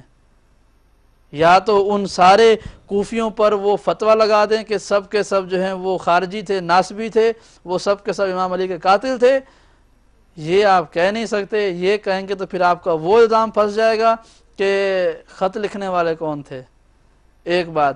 پھر یہ آپ کہہ نہیں سکتے کہ کوفے والوں نے بلا کے مارا ہے اور یہ شیعہ تھے، چونکہ وہ شیعہ نہیں تھے، وہ معاویہ کے شیعہ تھے، وہ معاویہ کے ماننے والے تھے، جو عبید اللہ کی بکواس کے بعد چپ کر کے بیٹھے ہوئے تھے۔ اور اگر وہ سب لوگ حامی نہیں تھے عبید اللہ کے تو پھر کیا مجبوری تھی کہ چپ کر کے بیٹھے ہوئے تھے؟ اس سوال کا جواب سوچئے آپ، میں تھوڑا سا آگے بڑھتا ہوں، آپ اسی پر غور کرتے جائیے۔ اب وہ لوگ جو امام علی کو پہلا مانتے تھے، ان کی ایک مثال میں نے دی حجر ابن ادے۔ حجر ابن ادے نے، جو کہ ابھی آپ کے سامنے ہمارے کالر بھائی نے بھی اس کو حوالے کو پیش کیا، تاریخ تبری جلد نمبر 19 صفحہ نمبر 38، مختلف صفحے ہو سکتے ہیں لیکن جلد نمبر 19 جب یہ حالات بیان ہوتے ہیں تو حجر ابن ادے سے ابن زیاد نے ایک کال حجر کے بارے میں ایک کال پیش کیا۔ ہانی بن عروہ کو حضرت امام علی کے ساتھی تھے، امام علی کو پہلا ماننے والے تھے۔ ہانی ابن عروہ امام علی کو پہلا ماننے والے تھے، شیعہ تھے، شیعہ نے علی میں سے ایک تھے ہانی۔ ان کو جو ہے وہ عبید اللہ نے گفتگو کی، تاریخ تبری نے اس بات کو لکھا 19ویں جلد صفحہ نمبر 38 پر۔ کیا لکھا کہ ہانی تمہیں پتہ ہے کہ جب میرے والد یعنی عبید اللہ کہہ رہا ہے کہ جب میرا باپ کوفے میں آیا تو اس نے کسی شیعہ کو زندہ نہیں چھوڑا، اس نے علی کی محبت رکھنے والے کسی کو شیعہ زندہ نہیں چھوڑا سوائے تمہارے باپ کے اور حجر کے، سوائے تمہارے باپ کے اور حجر کے کسی کو میرے باپ نے زندہ نہیں چھوڑا تھا، یعنی تمام شیعوں کو میرے باپ نے مار دیا تھا۔ اب میں یہ سوال کرتا ہوں کہ جس کو مارا جا رہا تھا یہ کون تھے اور مارنے والا کون تھا؟ مارنے والا معاویہ کا گورنر تھا، مرنے والے شیعان علی تھے۔ آج کے جو لوگ ممبروں پر بیٹھ کر ٹی ویوں پر بیٹھ کر اہل بیت کے بارے میں بات کرتے ہیں، میں ان سے سوال کرتا ہوں کہ اس وقت آپ لوگ کون تھے؟ آپ لوگوں کی کیا پہچان تھی؟ آپ کو تو آپ کے عقیدے میں رسول خدا نے کہہ دیا تھا نا کہ آپ جنتی ہیں اور آپ پتہ نہیں کیا کچھ ہیں۔ وہ میرا سوال یہ ہے کہ آپ لوگ کیا تھے؟ سید ہیں، فلان ہیں، کسی کی امام کی اولاد میں سے ہیں، جو کچھ بھی ہیں، اس سے قطع نظر سید غیر سید کی بات ہی نہیں کر رہا ہوں میں شیعہ کی اور غیر شیعہ کی بات کر رہا ہوں۔ آپ اگر سید ہیں، شیعہ ہیں، تو اس زمانے میں کیا تھے؟ اور اگر سید ہیں، شیعہ نہیں ہیں، تو اس زمانے میں آپ کیا تھے؟ میرا سوال یہ ہے۔ حضرت علی کے لشکر میں سے تھے، زیاد اور ابن زیاد کے ظلم سہنے والے تھے اور معاویہ کے خلاف جنگ کرنے والے تھے، تو آج آپ کی وفاداری کیوں بدل گئی ہے؟ آج آپ وکیل معاویہ کیوں بنے ہوئے ہیں؟ یعنی وہ شخص جو آپ کے آباء و اجداد کو مار دے آپ اس کی وکالت کرتے ہیں۔ اور اگر اس زمانے میں آپ حضرت علی کے ساتھ ہی نہیں تھے تو اس زمانے میں آپ کیا خارجیوں کے ساتھ تھے؟ ابن زیاد کے ساتھ تھے، عبید اللہ ابن زیاد کے ساتھ تھے، معاویہ کے ساتھ تھے، تو پھر آج آپ حضرت علی کو چوتھا کیوں مانتے ہیں؟ اس لشکر نے امام علی کو چوتھا نہیں مانا، جبھی تو بغاوت کی۔ آپ نہ 3 میں آتے ہیں نہ 13 میں آتے ہیں۔ بہرحال آگے بات چلتی ہے۔ میری بات آج کے پروگرام کی اختتامی بات یہیں پہ روکتے ہیں کہ کوفے کی تاریخ آپ نے دیکھی اور کوفے کے شیعہ، لفظ شیعہ کے ٹائٹل پانے والوں کی تاریخ آپ نے دیکھی۔ صرف ایک آخری کنکلوژن آج کے پروگرام کا آخری نقطہ، اور اس کے بعد تھوڑی سی گفتگو کو اور کے حساب سے کر لیں گے۔ آخری بات یہ ہے کہ کوفے کے لوگ جنہوں نے خط لکھے تھے وہ کون تھے؟ کوفے کے لوگ وہ تھے کہ جنہوں نے خط میں یہ لکھا تھا کہ امام آپ یہاں آئیں تو ہم آپ کی بیعت کریں گے۔ یہ سب شیعہ، سنی، مفتی، غیر مفتی جتنے بھی ہیں، ان سب لوگوں نے یہ بات مانی ہے، اس بات کا انہوں نے اعتراف کیا ہے کہ خط کی عبارت یہ تھی کہ امام آپ آ جائیں، حاکم وقت جو ہے وہ ظالم ہے، آپ یہاں آئیں، ہم آپ کی بیعت کرنا چاہتے ہیں، آپ یہاں پر آ جائیں۔ اتنا بڑا لشکر مدینے نہیں آ سکتا، لہٰذا آپ یہاں آ جائیں، ہم آپ کو یہاں پر آپ کے والد کی طرح سے مضبوط بھی کریں گے اور یہاں پر ہم آپ کو آپ کی بیعت بھی کریں گے۔ یہ عقیدہ بڑے غور سے سننے کی بات ہے، یہ عقیدہ کہ امام جب تک آئیں گے نہیں ان کے ہاتھ پر بیعت کریں گے، یہ عقیدہ کس کا ہے؟ یہ عقیدہ کہ ہم امام کے ہاتھ پر بیعت کریں گے، امام کو دیکھ کر بیعت کریں گے، یہ عقیدہ کس کا ہے؟ اور آج کی دنیا میں یہ عقیدہ کس کا ہے؟ آج ہم کہتے ہیں جو شیعان اہل بیت ہیں، شیعان علی ہیں، وہ کہتے ہیں کہ ہم 12ویں امام کی بیعت میں ہیں۔ یہ لفظ بیعت میں عام سمجھانے کے استعمال کر رہا ہوں کہ ہم آج اس وقت 12ویں امام کی بیعت میں ہیں۔ ہم نے امام کو نہیں دیکھا، ہم نے امام کو جب بلایا ہے، جب ہم نے دعا کی ہے امام کے لیے اللہم عجل لولیک الفرج، ہم نے جب دعا کی ہے تو ہم نے اس لیے نہیں کی کہ امام آپ آئیں تو ہم بیعت کریں گے، بلکہ ہم نے کہا ہے کہ اے امام آپ چاہے پردہ غیبت میں بھی رہیں، ہم سے دور بھی رہیں، ہماری آنکھوں کے سامنے نہ بھی ہوں، تب بھی ہم آپ کی بیعت میں ہیں۔ چونکہ یہ بیعت، وہ جو ہاتھ کے اوپر ہاتھ رکھنا ہے، یہ بیعت یہ ایک کام ہے۔ اصل بیعت ہونے کا مطلب یہ ہے کہ ہم آپ کی بات مانتے ہیں، ہم آپ کے گروہ کے لوگ ہیں، ہم آپ کے شیعہ ہیں، ہم آپ کے ماننے والے ہیں، آپ ہم سے اگر دور بھی رہیں، ہم آپ کے پاس نہ بھی آ پائیں، تب بھی ہم آپ کی بیعت میں ہیں۔ ہمیں ضرورت نہیں ہے کہ ہم آپ کی بیعت کرنے کے لیے آپ کو بلائیں، ہم آپ کے گروہ میں آلریڈی موجود ہیں، ہم آپ کی بیعت کر چکے ہیں، ہم آپ کی غائبانہ بیعت کر چکے ہیں۔ ہمارا کردار، ہماری گفتار، ہمارا عقیدہ، ہمارے کھلے ہوئے ہاتھ، ہمارا رات تک کا روزہ، ہمارا حج و عمرہ، ہمارا طواف النساء، ہماری زیارتیں یہ بتاتی ہیں کہ ہم امام زمانہ کی بیعت کر چکے ہیں، ان کے حکم پر عمل کرتے ہیں۔ لیکن جو لوگ انتظار کر رہے ہیں کہ وہ پیدا ہوگا، وہ بڑا ہوگا، تب ہم اس کی بیعت کریں گے، پھر جو کہے گا وہ مانیں گے، وہ لشکر تھا، کہ وہ گروہ تھا کہ جس نے اس زمانے میں امام کو کہا تھا کہ آپ آئیں تو ہم بیعت کریں گے۔ یعنی وہ لوگ کہ جو امام کو دیکھ کر بیعت کرنے والے تھے، انہوں نے خط لکھے تھے، اور وہ لوگ کہ جو غائب امام پر عقیدہ رکھ کر اس کی بیعت کرتے ہیں، انہوں نے خط نہیں لکھے تھے، انہوں نے اس زمانے میں بھی کہہ دیا تھا کہ وہ امام کے ساتھی ہیں۔ اور تاریخ بتاتی ہے جب امام حسین نے خود کچھ دوستوں کو بلایا تھا، مثلا حبیب ابن مظاہر کو بلایا تھا خط لکھ کے کہ حبیب یہاں کربلا میں آ جاؤ، کوئی تاریخ یہ نہیں دکھا سکتی کہ امام حسین نے ان کو بلا کر کہا ہو کہ حبیب میری بیعت کرو۔ کوئی تاریخ یہ نہیں کہتی ہے کہ جب جناب حر آئے تھے لشکر یزید کو چھوڑ کر تو امام نے کہا تھا کہ میری بیعت کرو، حالانکہ اس وقت جب وہ لشکر یزید کے سردار بن کر آئے تھے جناب حر، اس وقت وہ امام حسین کی بیعت میں نہیں تھے، وہ یزید کے ساتھی تھے، لیکن جب وہ امام کے پاس آئے تو امام نے بیعت نہیں لی اس سے۔ کون کہہ سکتا ہے کہ امام نے کہا کہ حر میرے ہاتھ پہ ہاتھ رکھو اور بیعت کرو؟ کسی تاریخ میں نہیں ملتا۔ امام کا اسے اپنا کہہ دینا اس کی بیعت تھی، امام کا یہ کہہ دینا کہ یہ حر میرا آدمی ہے، یہ میرا ساتھی ہے، یہ میرا لشکر کا سپاہی ہے، یہ حر کی بیعت کے لیے کافی تھا۔ جناب حبیب نے مظاہر کو بلایا ہے تو یہ نہیں کہا کہ میری بیعت کرو آ کے، امام نے نہیں بلایا۔ اس کا مطلب یہ ہے کہ امام کا اور شیعان اہل بیت کا جو امام علی کو پہلا مانتے ہیں، ان کا کردار ہوتا ہے کہ جو امام کی بیعت کو بتاتا ہے۔ ان کے لیے ہاتھ پر ہاتھ رکھ کر بیعت کرنا اتنا ضروری نہیں ہے جتنا کردار سے بیعت کرنا ضروری ہے۔ آج کے لوگ امام زمانہ کی بیعت کیے ہوئے ہیں، یعنی جتنے بھی شیعہ ہیں آج کے زمانے کے، وہ جو شیعہ جن کے لیے آئے لفظ شیعہ استعمال ہوتا ہے، وہ سب کے سب اپنے آخری امام کی بیعت میں ہیں، ان کا زمانہ ہے، ہم نے ان کی بیعت کی ہے، لیکن دیکھا کسی نے نہیں ہے، اور نہیں پتا کون دیکھ پائے گا، لیکن بیعت میں امام کی ہیں۔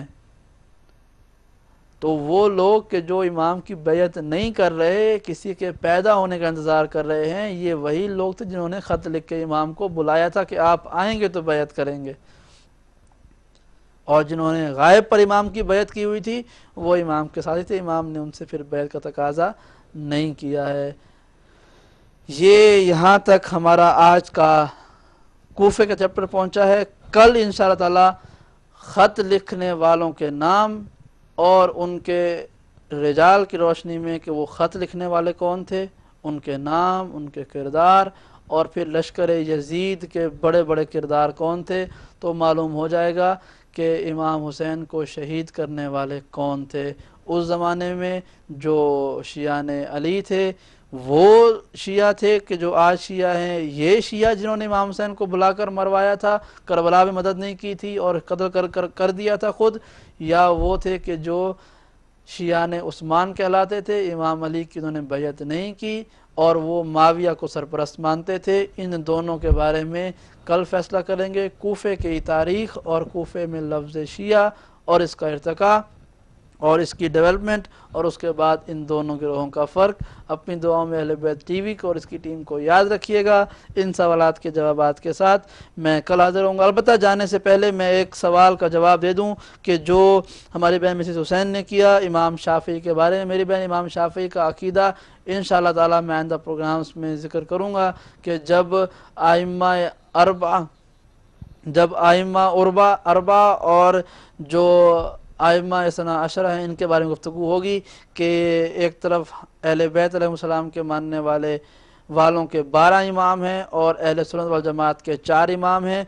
जब इनकी फ़िक़्ह का आपस में तकाबुल होगा, एक इंशाअल्लाह मैं प्रोग्राम इंशाअल्लाह ताला बहुत जल्द करूँगा कि जिसमें इनका तकाबुली जायज़ा होगा कि कुरान की और हदीस की रोशनी में अबू हनीफ़ा नौमान बिन साबित का फतवा क्या था और इमाम जाफ़र सादिक़ का कौल क्या था और इनके आइम्मा अरबा का तारुफ़, इनकी तारीख़ और वो लोग के जिनको ये शियों के आइम्मा फ़िक़्ह कहते हैं यानी इमाम जाफ़र सादिक़, इमाम मोहम्मद बाक़िर, इन दोनों इमामों की तारीख़ और इनका इल्म और इनके वाक़यात इंशाअल्लाह तब हम बयान करेंगे। इमाम शाफ़ी का कौल भी वो भी मैं इंशाअल्लाह बताऊँगा कि शाफ़ी मज़हब के मानने वाले क्या मानते हैं। अलबत्ता यजीद मुर्दाबाद के हवाले से मैं आपको ये आज के प्रोग्राम द्वारा मुनासिब समझता हूँ कि मैं बता दूँ कि वो क्या था। पिछले साल 25 ज़िलहिज को मैनचेस्टर के स्टूडियो में अहले बैत टीवी ने यजीद मुर्दाबाद डे किया था।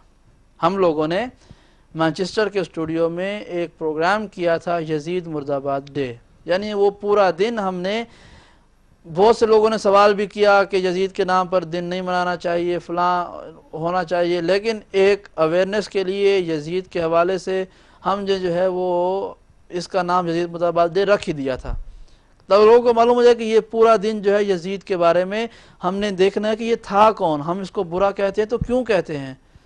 क्योंकि जब तक उस किरदार से नफ़रत नहीं होगी हमारे हुसैनी का कोई फ़ायदा नहीं है।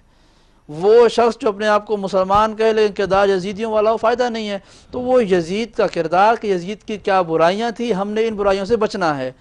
तो हुसैन जिंदाबाद डे दुनिया में मनाया जाता है तो हमने यजीद मुर्दाबाद डे बनाया ताकि हम तवल्ला के साथ साथ तबर्रा भी करते हैं। हम तबर्राई लोग हैं कि हम बताते हैं कि हम तवल्ला जब करते हैं तो हुसैन जिंदाबाद कहते हैं, जब तबर्रा करते हैं यजीद मुर्दाबाद कहते हैं। तबर्रा का मतलब है दुश्मनाने अहले बैत से बेजारी, उनसे दूर रहना, उनसे जो है वो कतई ताल्लुक़ और कतई रहम करना। हमने यजीद से तबर्रा किया और यजीद मुर्दाबाद डे करके एक प्रोग्राम किया मैनचेस्टर स्टूडियो में। उस पर यजीद के चाहने वालों ने, बर्मिंघम के कुछ लोगों ने हम पर केस कर दिया था। वो भी किसी टीवी के कदाधर्ता थे, उनकी पता नहीं किस किस काउंसिल के रुकन थे और क्या थे। वो वेबसाइट पर वो पूरी गुफ्तगू आज भी मौजूद है। वो सब कुछ आप अगर अहले बैत टीवी करके सर्च करेंगे तो आपको, या यजीद मुर्दाबाद डे करके सर्च करेंगे तो आपको वो चैट पूरी नज़र सामने आ जाएगी जिसमें एक दूसरे को तरगीब दिलाई जा रही थी कि यजीद मुर्दाबाद डे की वजह से अहले बैत टीवी पर केस करो। उन्होंने अहले बैत टीवी पर केस कर दिया। वो अपनी तमाम तर हट धर्मी के साथ वो बताते रहे कि हम कौन हैं, हमारा ताल्लुक़ किस यजीदी गिरोह से है। उन्होंने अपनी और अपने अकायद की नुमाइंदगी करते हुए यजीद मुर्दाबाद कहने की वजह से हम लोगों पर केस कर दिया। यहाँ की हुकूमत को, यहाँ के जो लीगल इदारे हैं, या यहाँ की रेगुलेटरी है, उनको यजीद मुर्दाबाद के बारे में पता नहीं था कि ये क्या होता है, यजीद कौन था, ये मुर्दाबाद लफ्ज़ क्या है। उन्होंने 2 या 3 एतराज़ बनाए थे यजीद मुर्दाबाद पे। जब हमारे खिलाफ कंप्लेन हुई तो कंप्लेन क्या थी, एक बात यह है कि यजीद मुर्दाबाद कहकर इन्होंने नफ़रत का पैगाम दिया है। ये हमारे खिलाफ जो केस हुआ था उसके पॉइंट्स थे। पहली बात कि यजीद मुर्दाबाद कह के इन्होंने नफ़रत का पैगाम दिया है। दूसरी बात यह कि यजीद सहाबी रसूल था और यजीद पर इन्होंने मुर्दाबाद कहकर हमारे अकीदे को नुकसान पहुंचा। ये मेरे पास रिकॉर्ड मौजूद है। आज वो इनकार करते हैं लेकिन हुकूमत, यहाँ की हुकूमत पेपर वर्क झूठ नहीं बोलता है।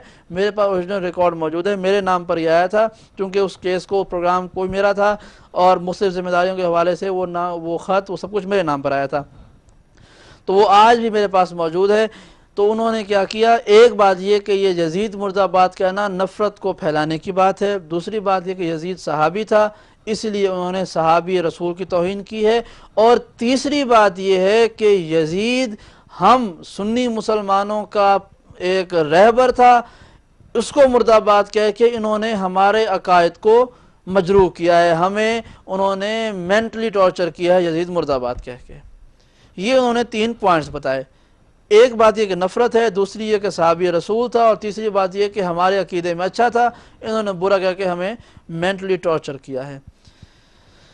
تو اس کے جواب میں حکومت ہم سے جواب طلب کر لیا کہ یہ تینوں پوائنٹ بڑے ویلڈ ہیں، آپ نے نفرت کیوں پھیلائی، آپ نے ایک صحابی رسول کو برا بلا کیوں کہا، اور آپ نے کسی اور عقیدے پر اس طرح تنقید کی کہ آپ نے ایکسٹریم ورڈ یوز کر کے ان کو مینٹلی ٹارچر کیا ہے، آپ ہمیں جواب دیں۔ تو میں نے تقریباً ان تینوں پوائنٹس کے جواب میں کافی لمبی چوڑی ایک تحریر ان کو لکھ کے بھیجی۔ اس میں پہلے یہ ثابت کیا کہ یزید مرد آباد کہنا ہرگز نفرت پھیلانے کی بات نہیں ہے، بلکہ یہ ایک ایسا پوائنٹ ہے کہ جس کے اوپر تمام مسلمان متفق ہیں، ان کا اتفاق ہے کہ یزید برا ہے، اس پہ نفرت کی بات نہیں ہے۔ دوسری بات یہ ہے کہ تحقیقی روشنی میں، تاریخی روشنی میں، کتابوں کے ریفرنس کے ساتھ ہم نے یہ ثابت کیا کہ یزید ہرگز صحابی رسول نہیں تھا، کیونکہ صحابی رسول کی نشانی یہ ہے کہ وہ جو ایمان کے عالم میں رسالت مآب کو دیکھے اور ان کے ساتھ رہے، اور جب مرے تو ایمان پر مرے۔ یزید رسالت مآب کے زمانے میں تو پیدا ہی نہیں ہوا تھا، تو یزید کس طرح سے صحابی رسول ہو سکتا ہے؟ ایک دوسری بات یہ ثابت کی، اور تیسری بات یہ ثابت کی کہ انہوں نے کہا کہ یزید جو ہے وہ سنی مسلمانوں کا جو ہے وہ محبوب ہے، ان کا لیڈر ہے، ہم اس لیے اس کو برداشت نہیں کر پائے اور ہماری راتوں کی نیند اڑ گئی یزید کو مرد آباد سن کے۔ انہوں نے ہمیں جو ہے وہ مینٹلی ٹارچر کیا ہے، انہوں نے ہمیں سٹریس دی ہے، اور کئی لفظ انہوں نے استعمال کیے۔ تو پھر ہم نے یہ ثابت کیا کہ یزید جو ہے وہ ہرگز اسلام کا ہیرو نہیں ہے، وہ سنی مسلمانوں کا محبوب نہیں ہے، بلکہ ہم نے یزید کے بارے میں اس کے جرائم بتا کر بتا دیا کہ اگر یہ جرائم رکھنے والا شخص، میں نے یزید کے جرائم، یزید کے کردار کے بارے میں ایک طویل گفتگو کر کے ان کو بھیجی تھی کہ یزید جو ہے وہ ان جرائم کا کرنے والا تھا، مجرم تھا، اس نے اتنا بڑا ٹارچر کیا، کیونکہ ان لوگوں کے نزدیک شراب پینا یا بندروں سے کھیلنا یا غیر شادی کے ساتھ تعلقات رکھنا خواتین کے ساتھ، یہ سب ان کے ہاں گناہ نہیں ہیں، لیکن جن کے ہاں گناہ ہیں وہ ہیں ظلم، وہ ہے انسان حقوق کی پامالی، وہ ہے بے گناہوں کو مارنا۔ تو ہم نے وہ ساری باتیں لکھ کر یزید کے خلاف کہ بھئی یزید کا خود اہل سنت ہوگا ہیرو، کچھ لوگ مانتے ہوں گے ان کو، لیکن کتابوں میں انہوں نے مانا ہے کہ یزید نے یہ جرم کیے تھے، اس نے لوگوں کو مارا بھی، عزتیں بھی خراب کی، لوٹا بھی، مسجد نبوی کو بھی تباہ کیا، کعبے کو بھی آگ لگا، یہ سارے جرائم انہوں نے کیے۔ جب یہ طویل بحث چلی اس کے بعد اور انہوں نے اس کو تحقیق کی، تو اس کے بعد انہوں نے ہمارے حق میں فیصلہ دیا کہ ہمارے ساتھ جو لوگ تھے اس کو واضح گواہ ہیں، انہوں نے ہمارے حق میں فیصلہ دیا کہ آپ نے جو کام کیا ہے وہ بالکل ٹھیک کیا ہے، یزید مرد آباد کہنا ہرگز غیر قانونی نہیں ہے، بلکہ یزید نام کا شخص کہ جس کو آپ نے پوائنٹ کیا تھا وہ واقعی میں ان سارے گناہوں کو کرنے والا تھا، یہ جرم کرتا تھا، اور وہ اس نے ہیومن رائٹس کو پامال کیا، اس نے انسانوں کو مارا، اس نے ظلم کیے، لہٰذا آپ کو حق ہے کہ آپ یزید مرد آباد کہہ سکتے ہیں۔ تو وہ یزید مرد آباد کو ایک لیگل سلوگن بنوانا، اس کو رجسٹر کروا دینا کہ یہ لیگل سلوگن ہے، وہ اہل بیت ٹی وی کا اور میرا ایک ایسا کارنامہ تھا کہ جو اہل بیت علیہ السلام کی مدد سے ہم نے اچیو کیا۔ انہوں نے اہل بیت علیہ السلام نے ہمیں طاقت دی، حوصلہ دیا، تو ہم نے یزید کو مسلمان تو مسلمان غیر مسلموں سے بھی مرد آباد ثابت کروا دیا، اور وہ آج بھی واقعہ لیگل ہسٹری میں موجود ہے۔ آج بھی کوئی شخص اگر کوئی یزید کو مرد آباد کہے، یہ جو ٹی ویوں پر بیٹھ کے لکھا ہوتا ہے نا یزید مرد آباد اور یزید لعنتی، یہ جرت بھی ہماری وجہ سے ہے ان کو، ورنہ یہی لوگ تو ہمارے خلاف کیس کرنے والے تھے۔ جن لوگوں نے ہمارے خلاف کیس کیا، اس سال وہ خود یزید کو مرد آباد لکھ کے پروگرام کر رہے تھے کہ یزید مرد آباد، حسین زندہ باد۔ پچھلے سال یہی ہمارے خلاف کیس کرنے والے تھے، اس سال وہی جو ہے وہ ہمارے ساتھ مل کے یزید کو مرد آباد کہتے ہیں، یزید کو مرد آباد انہوں نے بھی لگا دیا۔ تو یہ ہماری کامیابی ہے۔ ہم نے ثابت کیا ہے یزید جو ہے وہ مرد آباد ہے۔ اب یہ انشاءاللہ تعالی رہتی دنیا تک اہل بیت کے ماننے والوں کی کامیابی ہے، یہ میری اکیلی کی کامیابی نہیں ہے یا اہل بیت کی کامیابی نہیں ہے، بلکہ ہر حسینی کی کامیابی ہے کہ انہوں نے عالمی سطح پر بھی یزید کو مرد آباد ثابت کر دیا ہے۔ ایک اور سٹیپ انشاءاللہ تعالی کچھ ہی دنوں میں ہم آپ کے سامنے پیش کریں گے کہ یزید مرد آباد کے حوالے سے ایک اور پروگرس وہ بہت جلد آپ سامنے پیش کریں گے، لیکن پچھلے سال کے یزید مرد آباد کا واقعہ یہی تھا کہ ہمارے خلاف کیس ہوا تھا کہ انہوں نے یزید مرد آباد کیوں کہا، ہم نے بتایا کہ ہم نے کیوں کہا، تو یہاں کے قانون نے بھی مان لیا کہ ہاں یزید مرد آباد تھا۔ اپنی دعاؤں میں اہل بیت ٹی وی کو اور اس کی ٹیم کو یاد رکھیے گا۔ کل انشاءاللہ تعالی آج کی جو سوالات ہیں وہ پروگرام کے آغاز میں ہوں گے، اور اس کے بعد ہم آگے جائیں گے کہ خط لکھنے والے کون تھے، امام حسین کو کوفے کی دعوت دینے والے کون تھے۔ والسلام علیکم ورحمۃ اللہ وبرکاتہ۔